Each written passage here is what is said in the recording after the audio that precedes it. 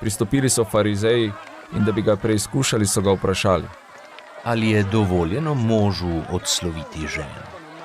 Odgovoril jim je. Kaj vam je naročil Mojzes? Rekli so. Mojzes je dovolil napisati ločitveni list in jo odsloviti. Jezus pa jim je rekel. Zaradi vaše trdosrčnosti vam je napisal to zapoved. Na začetku stvarjenja pa ju je Bog ustvaril kot moža in ženo.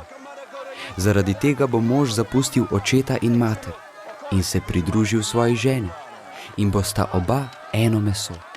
Tako nista več dva, ampak eno meso. Kar je torej Bog združil, tega naj človek ne ločuje.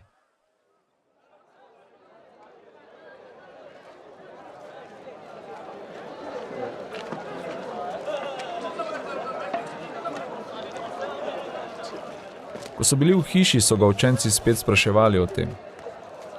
In govoril jim je.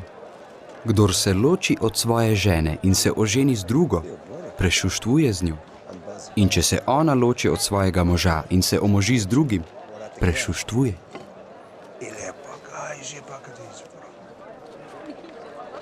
Prinašali so mu otroke, da bi se jih dotaknil. Učenci pa so jih grajali. Ko je Jezus to videl, je postal nejevoljen in jim je rekel. Pustite otroke naj prihajajo k meni in ne branite jim, kajti takšnih je Božje kraljestvo.